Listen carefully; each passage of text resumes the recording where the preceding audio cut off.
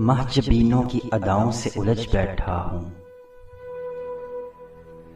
महजबीनों की अदाओं से उलझ बैठा हूँ। इसका मतलब है बलाओं से उलझ बैठा हूँ। बाबे तहसीर से नाकाम पलट आई हैं।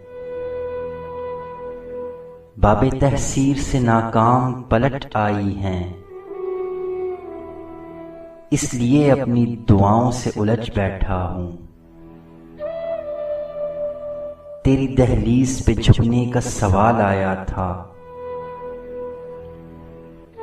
तेरी दहलीज पे झुकने का सवाल आया था। मैं जहां भर की अनाओं से उलझ बैठा हूँ। जो मुसाफिर के लिए बाइसे तस्कीन नहीं। जो मुसाफिर के लिए बाइसे तस्कीन नहीं। ऐसे अशजार की छांव से उलझ बैठा हूँ। अर्श वाले मेरी तौकीर सलामत रखना। अर्श वाले मेरी तौकीर सलामत रखना।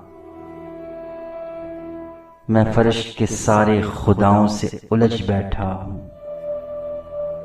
अर्श वाले मेरी तौकीर सलामत रखना। मैं फर्श के सारे खुदाओं से उलझ बैठा हूँ।